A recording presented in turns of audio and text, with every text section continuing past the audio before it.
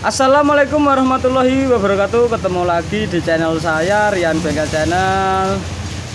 Di kesempatan siang kali ini saya lagi kedatangan motor Scoopy ESP ya teman-teman. Tahun 2019. Motor ini keluhannya mogok, mati dadaan.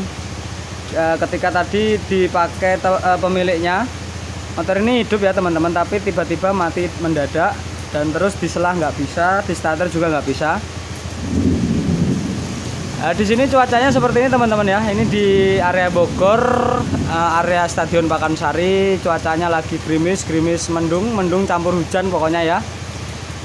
Padahal ya cuaca seperti ini memang enaknya buat tidur, tapi ya jangan buat tidur lah teman-teman ya. Karena kita pejuang rupiah harus selalu semangat. Jangan malas-malasan ya teman-teman. Walaupun keadaan seperti ini, di luar sana masih banyak teman-teman kita yang kerjanya lebih berat lagi ya teman-teman ya. Oke, sebelum kita lanjut ke videonya, jangan lupa like, komen, dan subscribe agar teman-teman tidak ketinggalan di video saya selanjutnya ya teman-teman. Jadi gini teman-teman ya, motor ini mogok. Untuk motor Beat FI atau Beat ESP itu kalau mogok keluhannya macam-macam teman-teman ya. Kasusnya itu beda-beda, nggak bisa ditebak di satu titik. Nanti dicek bareng-bareng ya, kita cari penyakitnya sama-sama. Untuk teman-teman yang mungkin belum tahu, yang belum pernah mengalami motor mogok di motor Scoopy atau Beat ESP seperti ini ya teman-teman ya. Untuk langkah-langkahnya teman-teman bisa ikutin video saya. Oke, langsung aja ya. Ini bodi sudah saya bongkar untuk memudahkan pengecekan agar teman-teman nanti lebih cepat lagi durasinya, biar nggak buang-buang waktu ya. Sebelumnya dinyalain dulu teman-teman ya.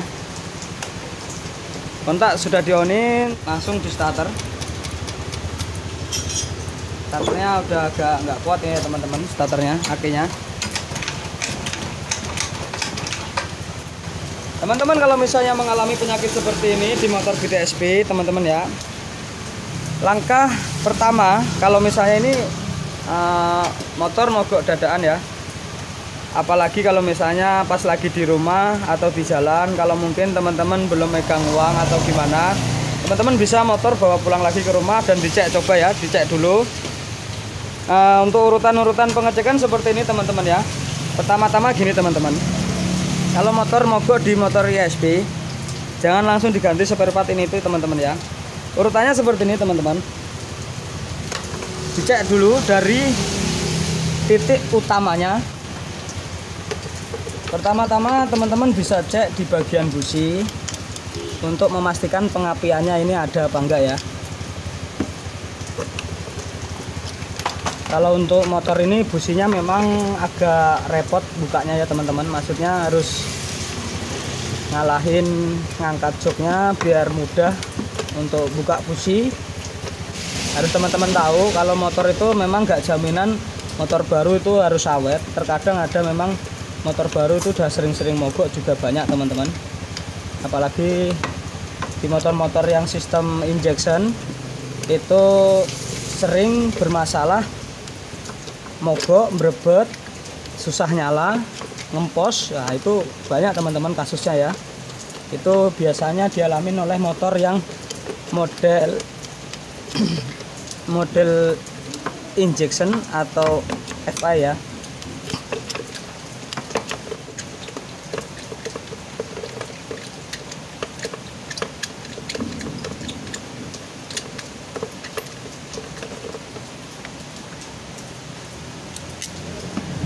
Businya juga ini udah mulai karatan ya.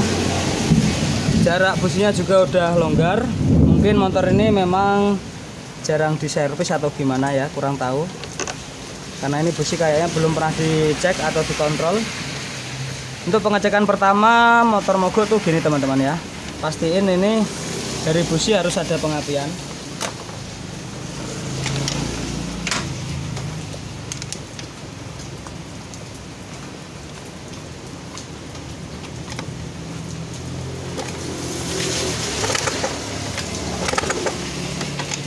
Nah, ini pengapian hilang teman-teman ya. Lihat businya, pengapian hilang teman-teman. Sebenarnya kalau untuk pengapian hilang itu macam-macam teman-teman ya. Pertama-tama memang teman-teman memang kan dicek dari busi nggak ada pengapian. Langkah selanjutnya teman-teman bisa cek di bagian full pump ya. Berbarengan dengan kontak saya onin, teman-teman bisa dengerin dari di dalam sini ya, di dalam tangki, apakah ada dengungan dari full pumpnya atau enggak. Nanti kalau dicek ini memang nggak ada dengungan, memang kalau dari full pump ini nggak dengung, otomatis pengapian juga hilang ya teman-teman ya, ngaruh. Ini udah saya onin, dengerin bareng-bareng. Ternyata tidak ada dengungan ya teman-teman ya. Full pumpnya nggak berdengung teman-teman. Oke ya. Untuk tahap selanjutnya seperti ini teman-teman ya. Kalau misal full pump sampai nggak dengung, teman-teman bisa cek di bagian sikringnya dulu. Oke ya teman-teman, ini udah saya bongkar. Akinya saya pinjemin dulu ini, karena aki ini strumnya udah agak lemah. Jadi untuk memudahkan pengecekan, ini aki saya minjem dulu yang masih ada strum bagus. Ini teman-teman bisa lihat dengan seksama. Kalau memang nggak ada keputusan, nggak ada putus maksud saya, ini kalau misalnya sikringnya masih nyambung nggak putus, teman-teman cek tahap selanjutnya ya teman-teman. Memang biasanya kalau motor mogok full pump nggak muter itu memang rata-rata dari sikring, tapi juga nggak harus dari sikring juga teman-teman ya. Kalau sikring kayak gini teman-teman cek masih bagus, dicek tahap selanjutnya ya teman-teman.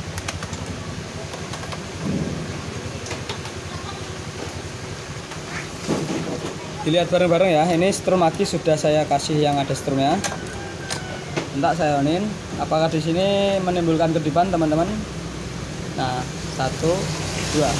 Di sini ternyata menimbulkan kedipan 1, 2 teman-teman ya. Dimana kedipan satunya lambat dan kedipan 2-nya cepat, berarti kehitung 12 teman-teman.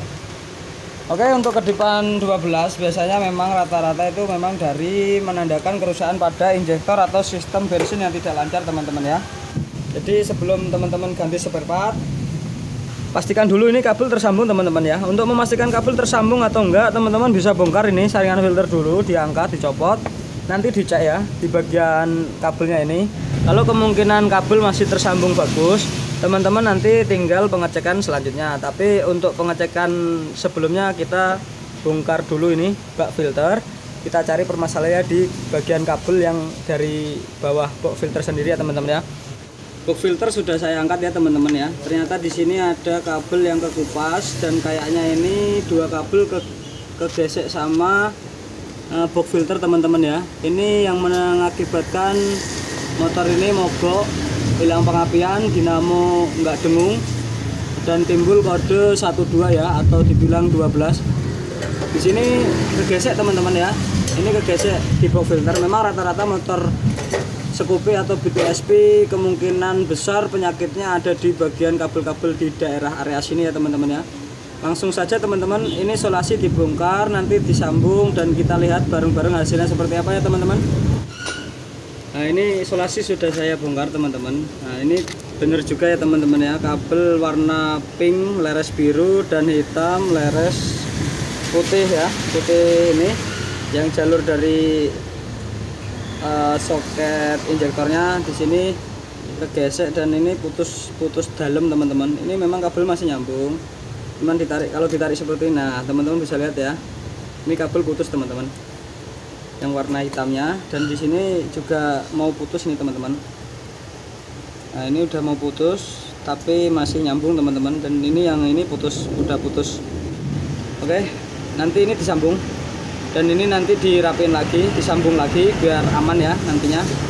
Oke, tahap penyambungan aja.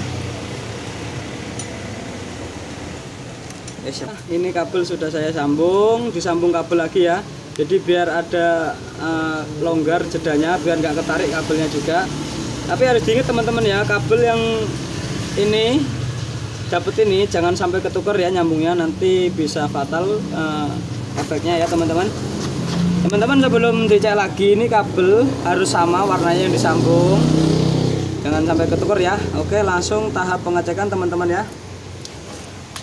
Dilihat dari atas langsung. Dikontak dulu pertama-tama ya teman-teman. Nah, kita tunggu beberapa detik dulu. Ternyata di sini memang sudah tidak menimbulkan kedipan.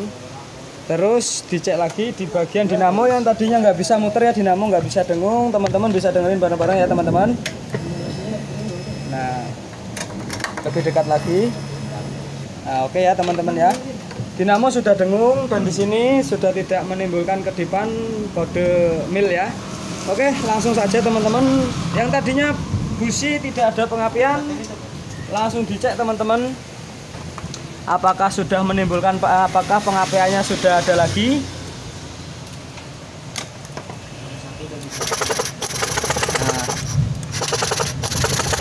Nah, teman-teman lihat ya, pengapiannya sudah normal. Langsung busi dipasang dan kita cek hasilnya seperti apa teman-teman ya.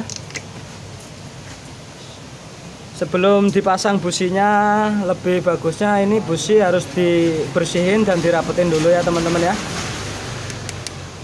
Tapi kalau misalnya memang businya udah tidak memungkinkan untuk dipasang, teman-teman bisa mengganti businya.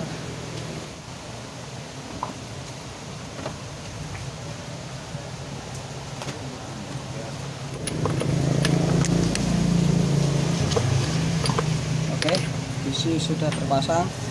Dan untuk cangklong busi, sebelum memasang businya ya teman-teman, sebelum dipasang ke businya, ini wajib dicek ulang lagi ya teman-teman. Sebelum dipasang ini wajib dicek lagi, dikontrol, takutnya nanti cuma nempel doang songket busi ini, songket dari cangklongnya, itu nanti bisa pengaruh berebut juga teman-teman.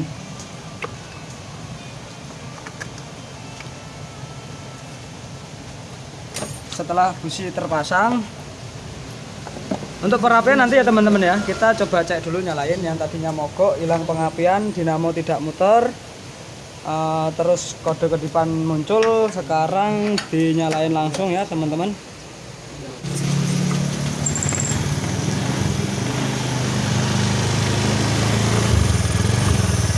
Oke ya.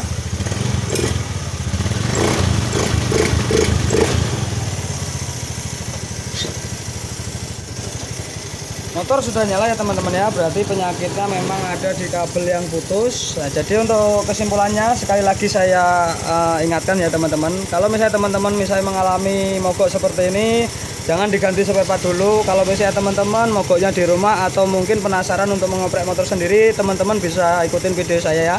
Kalau memang penyakitnya mungkin pas kebenaran lagi sama seperti penyakit yang ada di motor ini. Oke, untuk tahap akhir nanti tinggal perapian dan tinggal diservis. Nah, untuk video kali ini cukup sampai di sini. Ketemu lagi di video selanjutnya ya teman-teman ya. Ambil sisi baiknya, abaikan sisi buruknya, karena setiap manusia pasti punya kesalahan. Assalamualaikum warahmatullahi wabarakatuh.